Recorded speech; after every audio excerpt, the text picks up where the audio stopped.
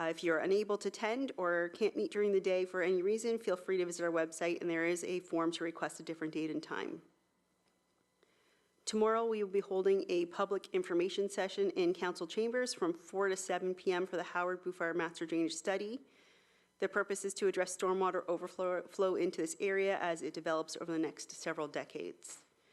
And if you aren't able to attend that, you can also view the full project and leave your comments on PlaySpeak, which is a virtual public engagement website the town uses to share project information and receive feedback from residents. And finally, it sure did feel like spring today, but I'm not sure we're there just yet. However, the early bird boat ramp annual passes are now available, and LaSalle residents can purchase them up until March 31st, when the LaSalle boat ramp will open for season on Friday, April the 7th. There. Okay, so we're going to move right into H1, which is our post-budget deliberation report. Thank you, Your Worship, members of council. So at the budget deliberation sessions, council, administration proposed a municipal tax rate increase of 5.25%. And at the end of the sessions, council asked administration to go back and take a look at the budget, anywhere we could reduce it to a level between 4.5% and 5% increase without affecting current levels of service. So we were able to go back. We have come in at the low end of that at 4.5%. Yeah, there it is. So these are the proposed changes. I'll just go over them in a little bit of detail one by one. So the first column there, you have the original proposed budget increase. The second column is the proposed reduction. And the third column will be the revised amount. And then the fourth column there is the impact on the tax rate, the municipal tax rate. So the first item, delay of the second IT staff position hiring to the fourth quarter of 2023. That was a specific request by council during the budget sessions if we could delay that position. So we're looking at delaying it to the fourth quarter of this year. That'll result in a $75,000 decrease in the current year's budget, and will still allow us to get that position by the end of the year. Next, reducing the community events buildup. So the original proposed amount was $50,000, which would be used probably to fund about 2 medium-sized additional events that we haven't hosted in the past.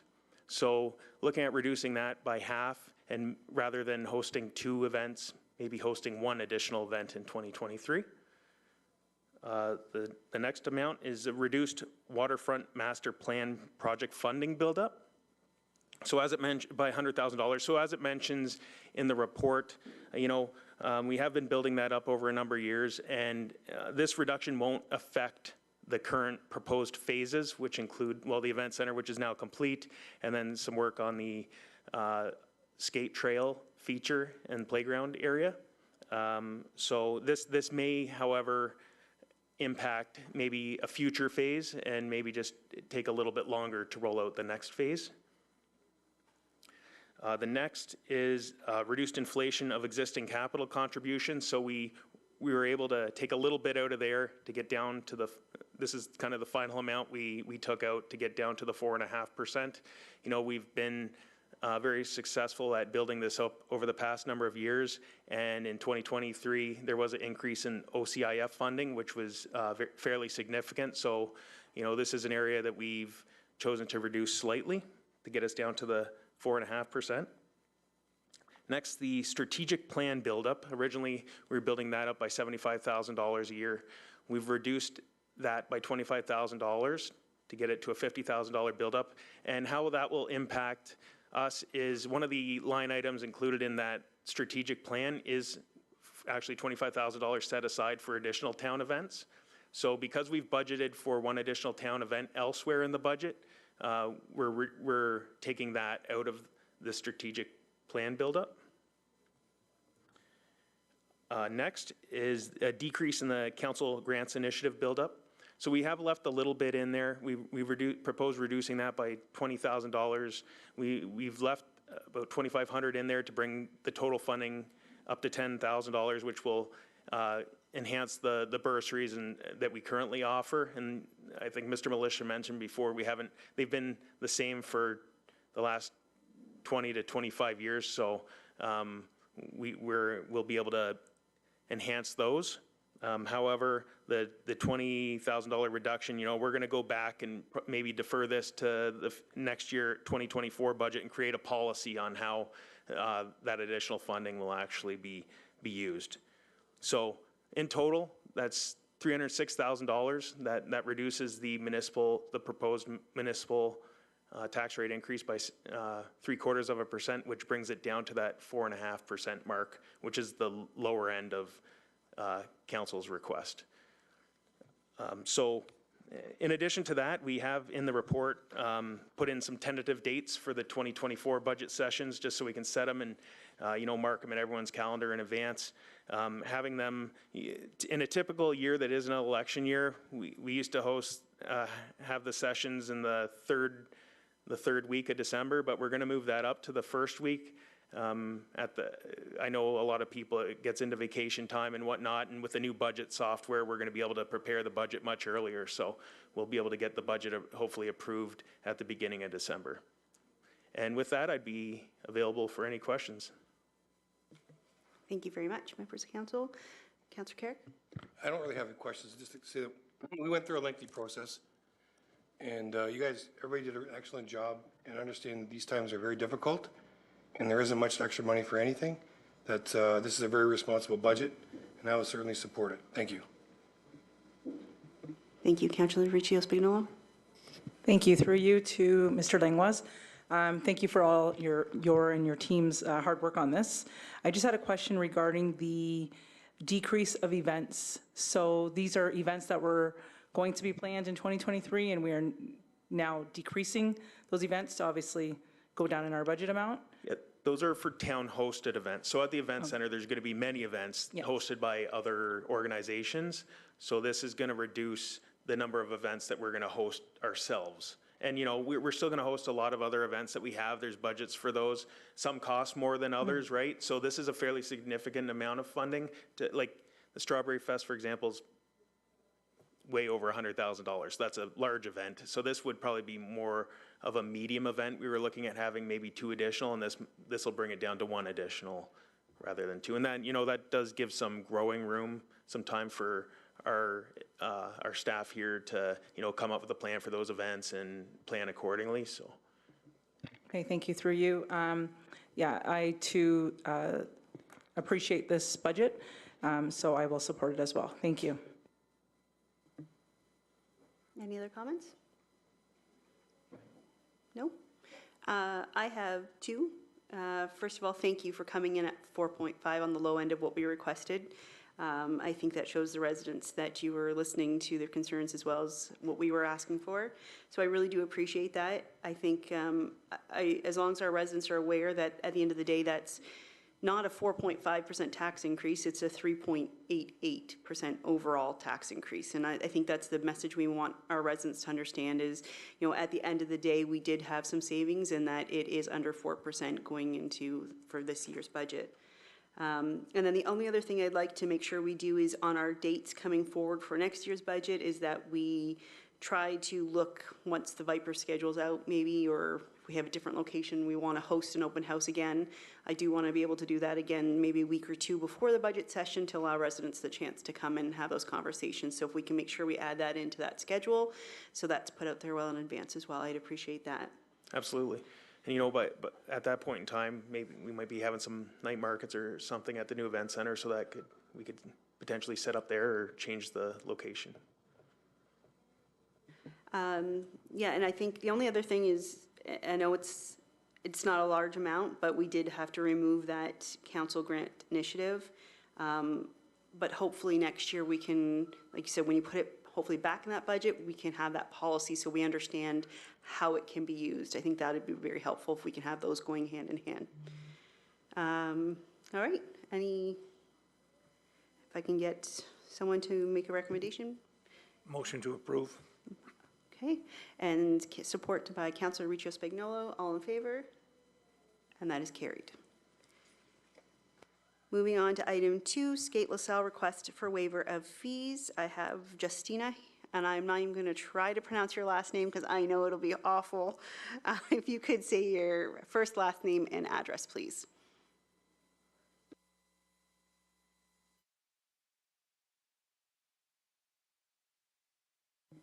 Okay, Justina Cellarello. This is Brooke Westman. She's also, she's the president. She's the new president for Skate LaSalle recently. And my address? 4343 Donato Drive, LaSalle. No problem. Okay, so I just wanted to start. I personally joined the board of Skate LaSalle 6 years ago. And when I did join, I asked why we didn't have a competition in this area. And I was told that the town of LaSalle was too expensive, that they would charge us too much money, and that LaSalle is a hockey town, and that they would never support it. And so I just want to thank you guys, all of you. There's so many people in this room that have been involved in that and supporting us, because it is a great, great opportunity that we have brought to this town for figure skating, for the sport of figure skating. So I just wanted to do a little bit of a rundown. We hosted our event, so the event is done. We hosted our first event in 2020. It was very successful. 2021 and 2022 were obviously canceled due to COVID. So this was our first time back. We had a really great event again. Okay. So we had about 500 skaters and about 1,600 guests throughout the weekend.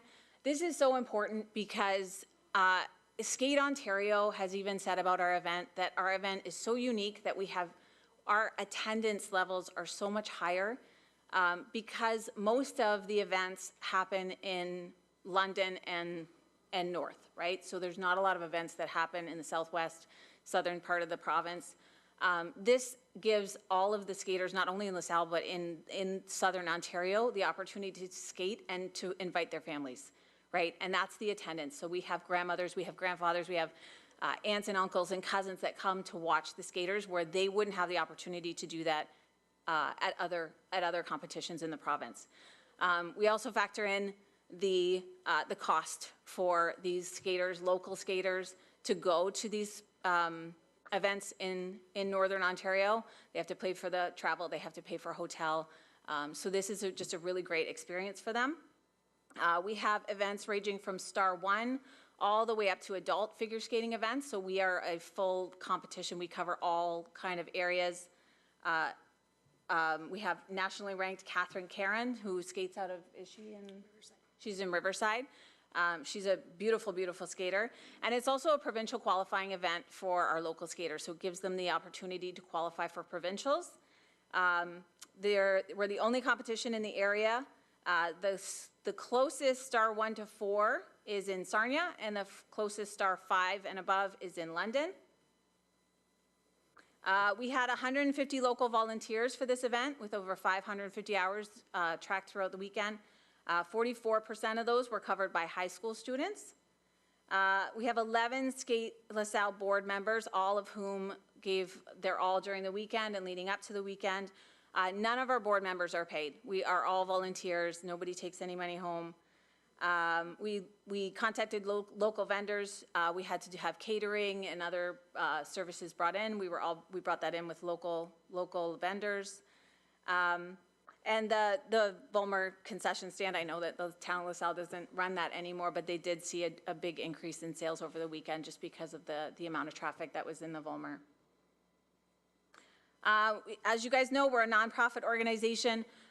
You know, we did this event in 2020, and quite frankly, if we hadn't raised the funds in 2020 that we did through this event, our organization probably would have folded through COVID. So as you know, with the closures, we weren't able to have 80 skaters on the ice for Can Skate. We weren't able to bring in a lot of revenue. We were barely able to cover our costs during COVID, and the money that we made from the 2020 event sustained our club. And so this is basically, it's our only fundraising event for our club, and we're hoping to build up that nest egg again. God forbid anything like COVID ever would happen again. So our request is that we're asking for financial support. The multipurpose room, we rented that for the weekend of the competition. The room was used for the Skate Ontario officials, so all of the judges, all of the data specialists were using that room to do their calculations and use that as their home base. We did have one vendor in that we did charge them, and I think the price was $200 they paid for the weekend. So it didn't really cover the cost of the room.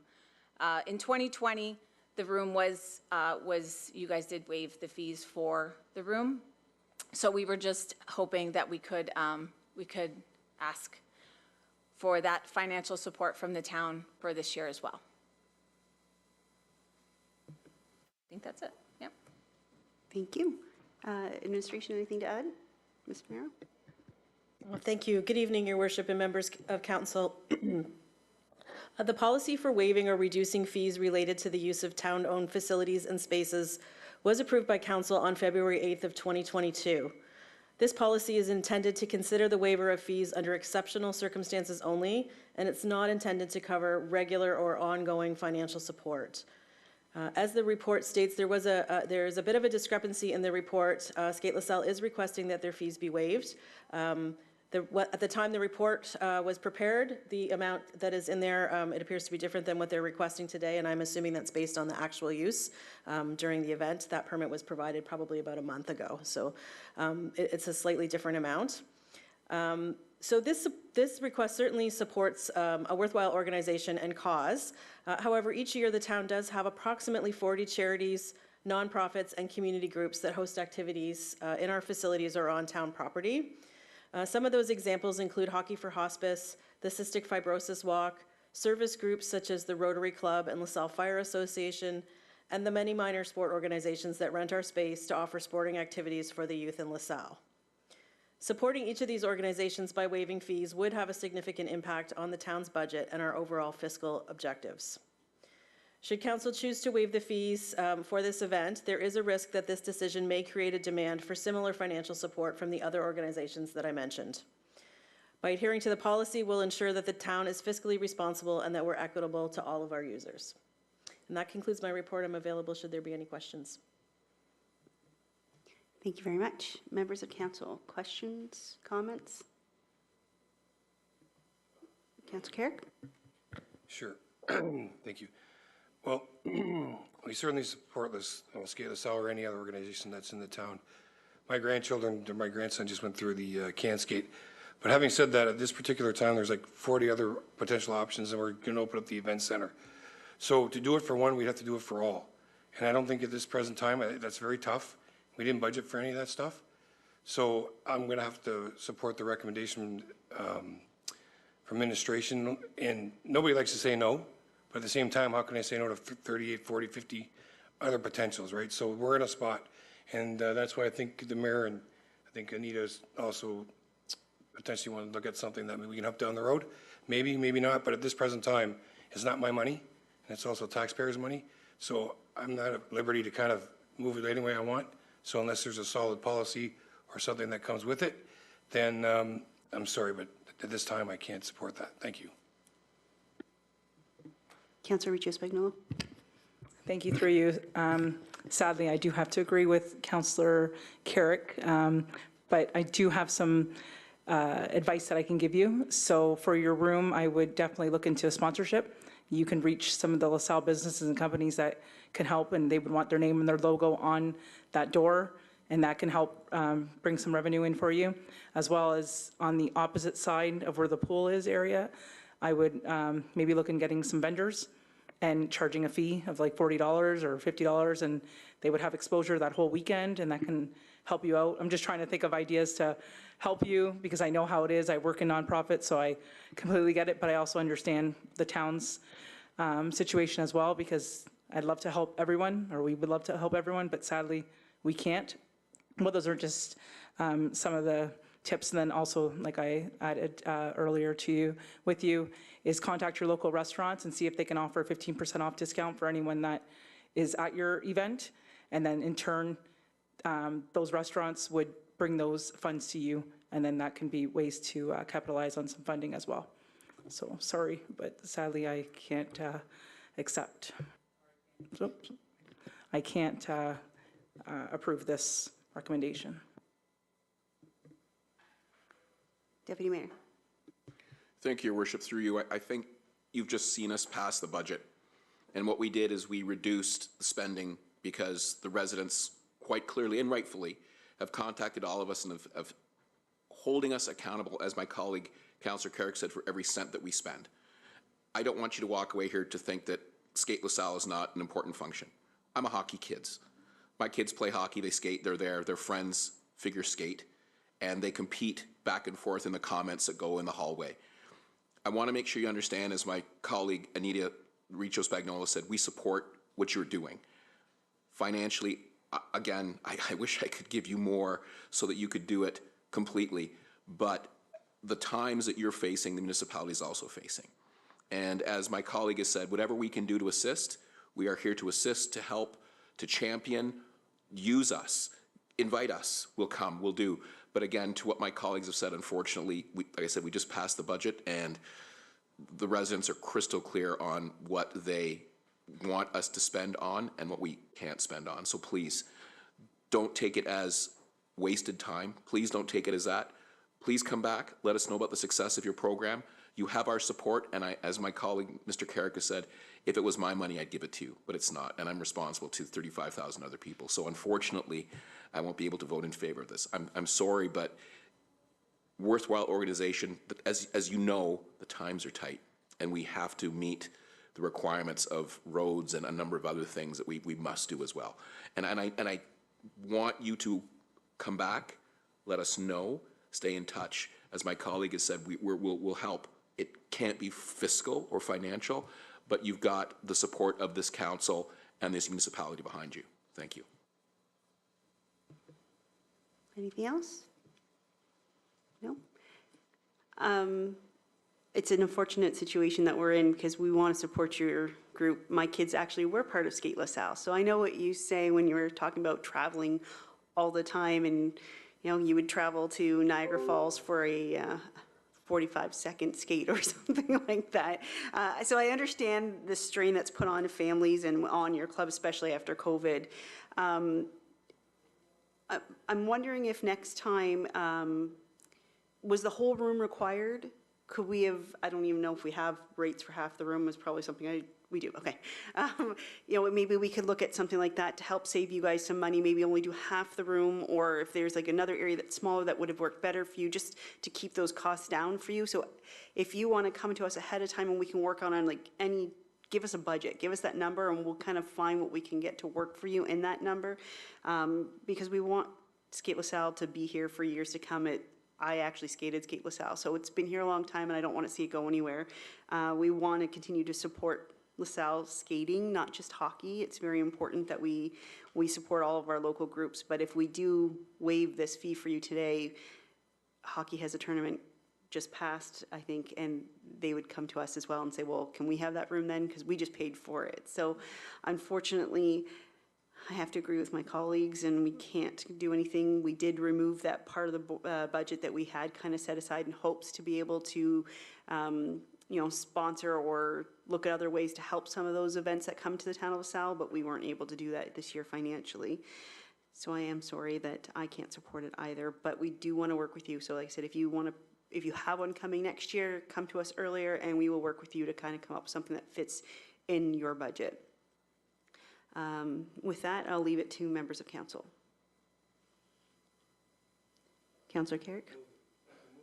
Administration's recommendation. Move the recommendation and support Councillor Riccio Spagnolo. All in favor?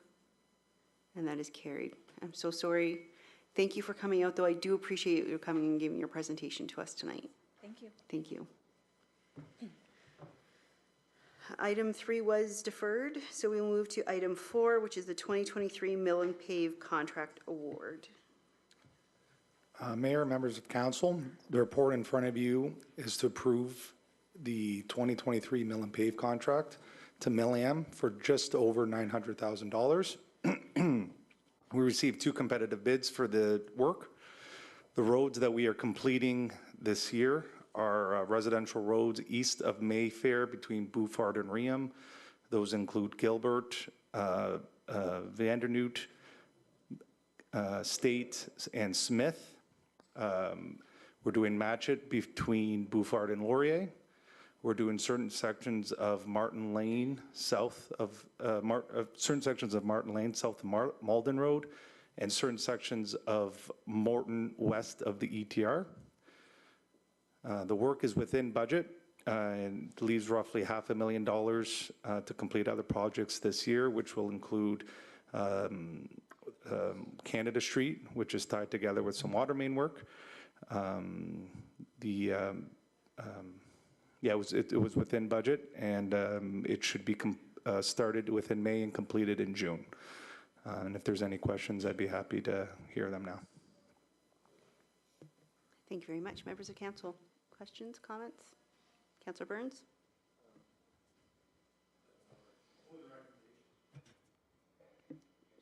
Moved by Councillor Burns, support by Deputy Mayor Capata. All right, all in favor? That is carried. Item 5, Sterling Lakes DPS extension request. I'm not sure who's taking that one. Oh, there we go. Good evening, Your Worship and members of council.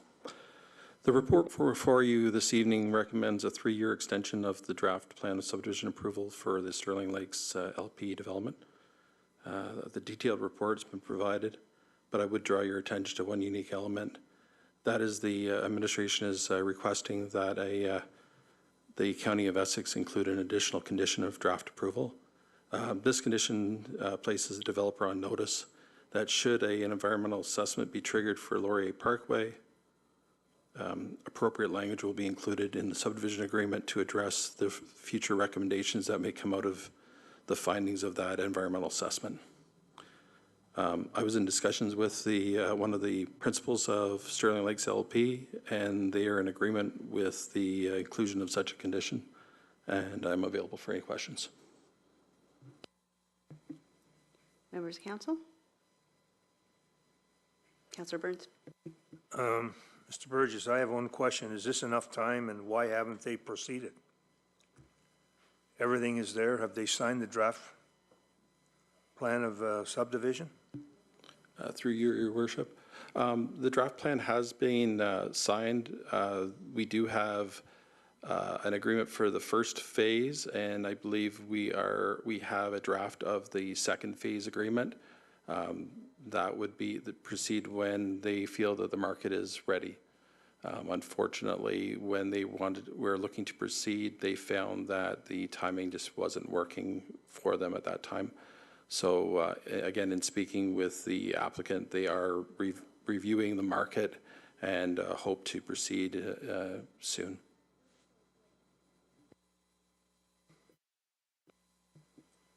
Any other questions, Deputy Mayor? Thank you, Your Worship. Through you to Mr. Burgess. Being new to County Council, I just want to make sure I understand the process now. The county will have input as you outlined. When will this file documentation arrive at the county desks? So I understand to make sure that we move it forward to do the best that we can for this development.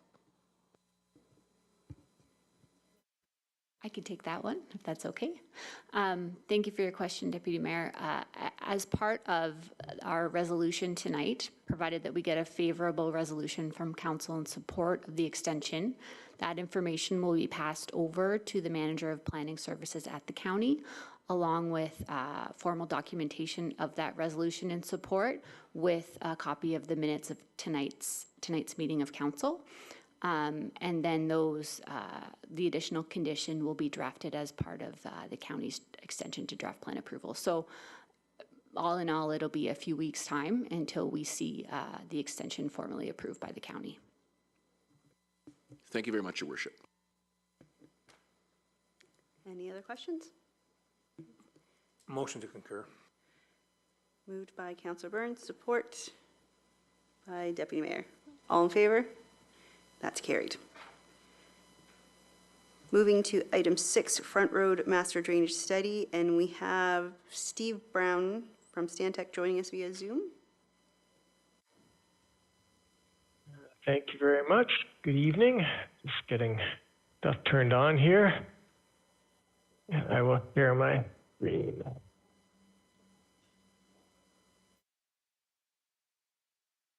Can you hear me okay? The audio good? We can hear Hello? you, and then Okay. we'll have Mr. Osborne start, and then we'll have you continue. Okay. Shall I stop sharing my screen then till he's done? Nope, you're good. Okay. Thank you, Mayor Malash and members of council. We have completed the environmental assessment for stage 1 area of the Front Road Master Drainage Study. Through all the public meetings we've had, the engineering, the modeling work, Stantec and the town have come up with the recommended solution that has been identified. So as you saw on the screen, Steve Brown from Stantec is here to present some of the findings and information that's in the report. Following the presentation, our recommendation to council would be to adopt the EA report in principle and give administration the go-ahead to issue the notice of study completion. So that's our recommendation for the night. Following the issuing the notice of study completion, there would be the 30-day public review period. If we don't receive any comments that alter, the EA and what the recommendations are, we would the report would then be considered complete at the end of that 30 days. If we did receive comments that are of substance consequence, we would circle back to council with that information. So I'll turn it over to Steve. Great. Thank you very much. Madam Mayor, members of council, good evening. Thanks very much for your attention tonight. As introduced, my name is Steve Brown. I'm a water resources engineer and project manager with Stantec Consulting, and I'm here to give you a quick overview of the Stormwater Master Plan work that has been ongoing for a little while now. To give you a bit of a roadmap where we're going, quick agenda. I'll start out with a little brief project background. I'll talk about some of the alternatives that were considered for the Stormwater Master Plan, describe the preferred alternative and why it was selected. Steve, I might just interrupt you. I think you're maybe sharing the wrong screen. We can see screen? We can see you, but not your presentation. Oh, interesting. Okay. Let me try unsharing and try it again.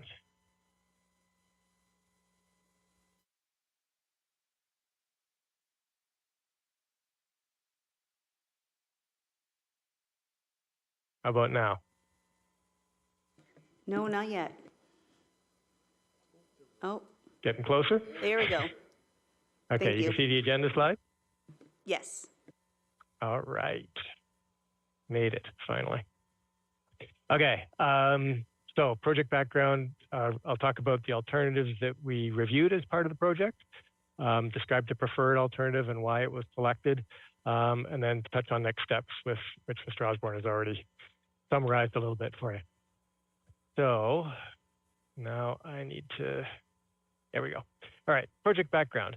So the master plan process was initiated following some of the record high water levels that were experienced in the Detroit River in 2019 and 2020.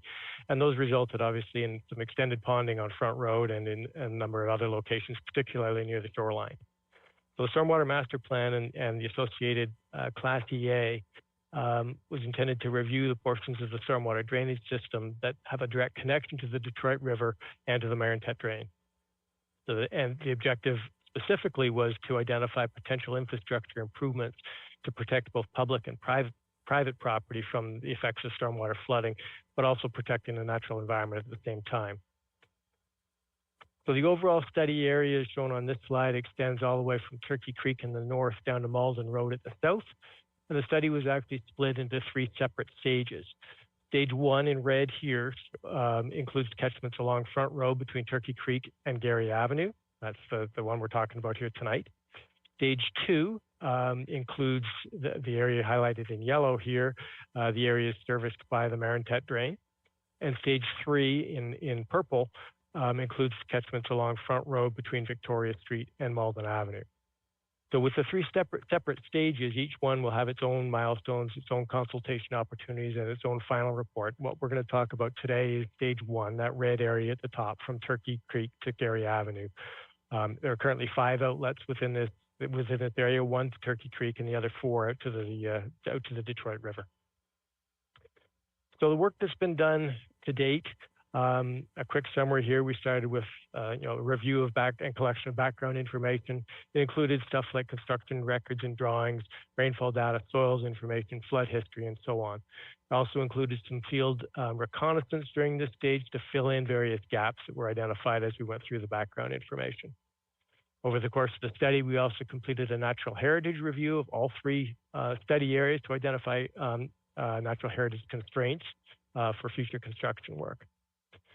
We held the first of 2 public information centers, PICs, to introduce the project for all of the stages of a study area. And then we spent a bunch of time building and calibrating a computer model of the storm sewer system. This model allows us to assess what happens under different storm events and to compare different alternatives. If we do this, what happens, and do those comparisons to assess the most appropriate alternatives to go forward with. We prioritized problem areas and through that modeling process, developed alternative solutions to address those stormwater deficiencies. Last summer, we went out to the public again for our second PIC, which presented these preliminary alternatives and recommended a preferred. So at this point, we have finalized those solutions based on both feedback from staff and from the public meetings, and we've now compiled the findings and recommendations in a stormwater master plan study report for stage 1 specifically. So the alternatives that were considered as part of the study, there were 5 of them. The first one is do nothing. Basically keep existing conditions as they are for the stage 1 area. It's primarily used as a comparison. So if we do alternative 2, how does that compare to the existing condition, or do nothing? Alternative 2 was to increase the size of all existing storm sewers within stage 1. Alternative 3 proposed the installation of permanent storm pumping stations at all the outfall locations, all 5 of them, across the stage 1 area. Alternative 4 proposed the installation of overland flow routes to better connect the drainage outlets and allow more easier discharge, particularly of water that was already ponded. And alternative 5 was a combination of solutions that picked some of the key things out of the previous 3 alternatives. It includes increasing storm sewer sizes on Front Road, installing storm pumping stations. But we also combined a couple of the outlets and relocated them to better locations to minimize the number of pumping stations that would be required. One thing I will flag in here is the Senator and Juanita area. It was proposed to discharge to a relocated outfall number 4. It was moved to private property, but we want to delay the implementation in this area because much of the land in this region is actually lower than the high water level in the Detroit River. Until those properties, and many of them are private properties, are raised or otherwise flood-proofed with break walls or similar, the implementation of any of the town infrastructure wouldn't make any sense because it wouldn't provide any benefit. So that piece of the alternative would not happen immediately, would be delayed. So preferred alternatives. Each of the alternatives were assessed based on a series of criteria: environmental, social, cultural, technical, and financial. You can see on this slide how each of the alternatives was evaluated versus each of the criteria. The preferred alternative was alternative number 5. You can see on the right-hand side there, the one that incorporated a combination of features of the other 4, or the other 3 rather. Preliminary cost estimates looking somewhere just shy of $15 million for the full implementation of it. As far as why alternative 5 was selected, a number of reasons. First and most critical is this scenario had the lowest flooding elevations of all the alternatives that we evaluated, even under the high water mark from 2020. So that was obviously our primary goal and objective here. It also had the greatest improvement to storm sewer capacity. by increasing those storm sewers along Front Road, that gave us the ability to reduce flooding risk fairly significantly. And it also had pretty limited impacts to environmental, social, cultural features. Most of the elements incorporated in Alternative 5 would be constructed within existing right-of-ways and on town property for the most part. So very little impact outside of those right-of-ways. And I talked about the Senator Street and Juanita Avenue area before, so that element of it will be delayed until some of those private property improvements are in place. With the next couple of slides, just wanted to sort of highlight what the impacts of these proposed changes would be to the Stage 1 area here. So this image is the Stage 1 area. You've got Turkey Creek on the left-hand side of the screen and Gary Avenue on the right.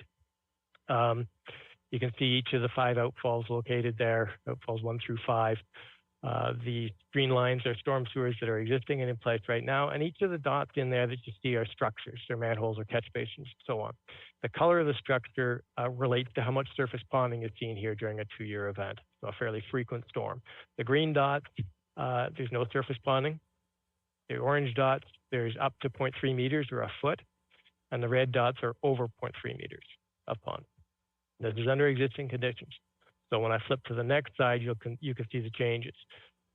There are a few changes. You can see some of the outfalls were reconfigured.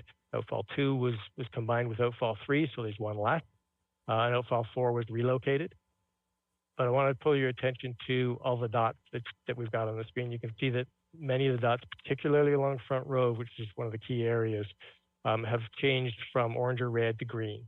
Still some orange ones around, and that's okay. That's going to happen, and that can get resolved over time. But some of the key flooding along Front Road will be relieved with this alternative.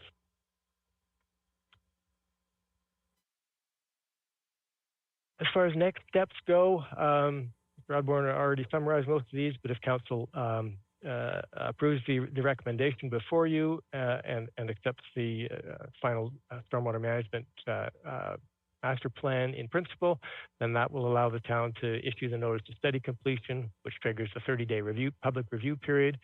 And if there are no significant comments received during that 30-day period, then detailed design for the preferred solution can commence. And at this point, I think the expectation is that there will be some construction able to begin sometime in 2024. With that, I will stop and happy to answer any questions that may be out there. Thank you very much, Councillor Carrick. Just basically through you, administration, how much money are we talking here? I know we got the grants, the pumps and stuff, but overall, can we get an estimate if we're going to start doing the work already? We're looking forward to it as early as 2024, I think. Yeah, so for the Stage 1 recommendation for the storm sewer and the pump station work is, I think it was 14.7 million as a kind of high level estimate for the Stage 1 work. Yep. So this particular project is part of the Disaster Mitigation and Adaptation Fund grant that was applied for. I don't remember the total amount, but I think that the application, I'm looking at some members. 37 total, 22 million from the town and 15 from the federal government. So the work that that's being contemplated here is just part of the overall grant application. No, I certainly support it. I have supported it, and I think it's well worth it. And if we can get the majority of the water off that area, have some place to drain so it's not backing out onto the roads, I think that's well worth every penny. Okay, Deputy Mayor. Thank you, Your Worship. Through to administration, just a quick question. The 30-day period, how do we solicit input? I want to make sure that those, and I understand what the gentleman has said, that we're going to minimize the impact as we move forward with these improvements. But there still will be even a minor impact along Front Road, which is a major thoroughfare. So just to make sure that I understand how we're going to notify the members who may be impacted, solicit their input, if someone could comment on that, Your Worship, I'd appreciate it.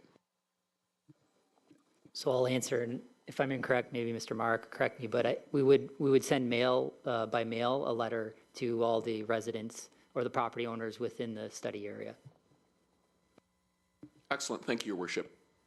Mr. Mara. Yes, thank you, through you, Madam Mayor.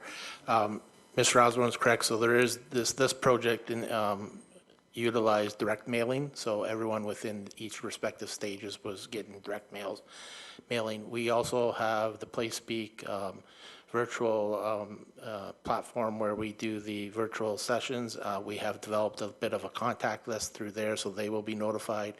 We will also work with Ms. Hadre and her group through communications and post that information out through our social media feeds, our website, and also LaSalle Post as well. When the next month's edition comes out, we should be able to have that notice of study completion in there as well.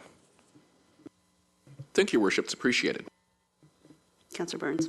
To administration, so Senator Juanita, Sunnyside Lane, you're doing absolutely nothing, and then the recommendation as presented would be that those private owners down there would have to raise their property. Is that feasible, considering the size of the lots? It depends lot to lot. In a couple instances, it might not be for the existing structure that's there. In some instances, it would just be adding to their break wall or what they have along their shoreline. Senator Street, I can say, is in a lot different situation, better situation than Juanita. Juanita, it's pretty much most of the road on either side, there would be overland flow. So this basically puts a design in place, or a design concept in place on if those properties were raised, or if we were able to protect on private property from the overland flow, there would be something we could go do. To get all the private property owners on board together, that might be a difficult task, I would say. And Sunnyside's the same way. It's just as flat, and there's really no structure there to build on. And I guess if you look at Sunnyside, would you be doing the canal side and then the river side out to a point? And on the back end of the property that would face Mr. Jones's property? Mr. Mara. Through you, Madam Mayor, that particular area has always been problematic for us. Again, it is a lot of private properties in there. The Sunnyside and Sunnyside Lane in that area are privately owned, and it's all private property. This is going to take a cooperative effort between the private residents and the town, and it's unfortunate that, you know, we may get most of the people to raise their property, but if one does not raise their property, it does not provide the proper protection. And it's not just raising the property, it could be just a new break wall that hits that minimum threshold for flood elevation. That's a fairly expensive proposition for any private entity to complete, but at the end of the day, that is what we're faced with in this particular area. The land is just currently below that high water level within the Detroit River, and there is no ability to provide that protection. It would just be a circular pumping that we would be pumping from one pool right back to the same pool, and it provides us a little bit of a difficult situation, and it is going to require some significant intervention on the private side before that solution can be put in place. But certainly, we have a solution designed and available and ready that is part of this grant. It is included as part of this grant, but we can't implement that until the private residents really invest on their side as well. And in that area, there are also currently a whole number of pipes that go through the river. All those need to be discovered and cut off as well, because that's just going to allow water to come back through. So it is a bit of a legacy issue in that area, and it's just something that we've got to continue to deal with. And as these situations occur, again, it's a bit of a cyclical nature with respect to that water level. So the next time this occurs, we'll be faced with this discussion again. Right now, water levels are decreasing, so no one's concerned about it at this point in time. But as that situation reoccurs, we will be faced with having this discussion further. Thank you very much. Any other comments? No. Obviously, I agree as well. We've had some very interesting years down there, and even though we're not in that situation now, and we'll all forget about it, and all of a sudden we're going to get hit with this again. So we need to get moving on this. So the recommendation put in front of us is that the report of the Director of Public Works dated February 9th regarding the Front Road Master Drainage Study Stage 1 environmental assessment be received, and that council approves the final environmental assessment report in principle, and that council approves the issuance of the notice of study completion. Members of council? Councillor Carrick? Support. And Councillor Rucci Spagnolo. All in favor? And that carries. Thank you. Thank you, Mr. Brown. Thank you very much. Have a good evening. You too. Item I, information items to be received. If I can get, if anyone wants to pull anything out, let me know. Otherwise, there'll be one motion for all 3 items presented. Okay, Councillor Carrick moves. Support. Support. Councillor Burns, all in favor? And that is carried as well. We have 2 bylaws. So the first is that the following bylaws be given a first, second, and third reading and finally passed, and that's bylaw 8770, 8771, 8772, and 8773. All 3 readings. Councillor Rucci Spagnolo, support. Councillor Burns, all in favor? That's carried. And the second recommendation is that the following bylaw be given a third reading and finally passed, and that's 8756. Can I get someone to move that one? Deputy Mayor and Councillor Carrick, all in favor? That's carried as well. Any committee matters this evening? Also, I didn't mention this earlier. We have 2 members of council who didn't join us today. They are away on personal business, so they may have had committee matters, but they'll get to us next time. Questions and statements by council members? Okay. Deputy Mayor? Thank you, Your Worship. Through you, just to let members of the public know that as part of the Remembrance Committee, we are working on the Strawberry Fest already, as the spring has sprung in LaSalle today, and we're thinking about making sure that we reach out to the community to submit names of local veterans. We'd like to see about having our veterans lead the Strawberry Fest Parade. We know that we've got a substantial veteran community from all conflicts that live in LaSalle, and we'd like to have them recognized as part and parcel of the Strawberry Fest Parade. And I realize that we are down the road in time as far as the public is concerned, but if I look to my colleagues who take care of this, they've already got it thoroughly planned out in their heads and are getting ready to execute. So if we do have members of the public who are watching, who have veterans in their family, 2-stage event here, Your Worship. We'd want to make sure that we've recognized the veterans on our memorial and recognize those that have served our community and live in LaSalle. And as well, we invite those who are able to follow up with the municipality at a later date to participate in the Strawberry Festival Parade to honor our veterans. And more information shall be forthcoming, Your Worship, but it's going to be obviously a community-driven type of process. We've asked the Veterans Affairs, and of course, because of privacy, they can't give us the information. So the public has to tell us who their relatives are that served, and then we will connect with them and reach out with them, and more shall be coming as we move forward on these projects, Your Worship.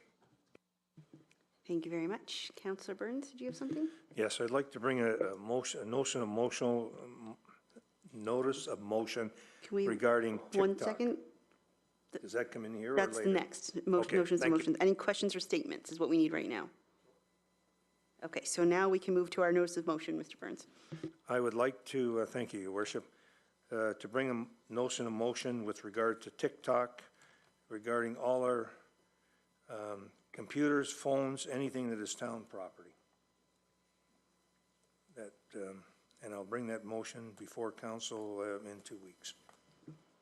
Could you maybe clarify what the motion is regarding TikTok? Well, that we ban it, TikTok, from our town computers, any device that can be used for communications that we have, like my cell phone, those things that belong to the town.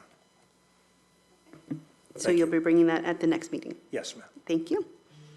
Any other notices of motion? Okay.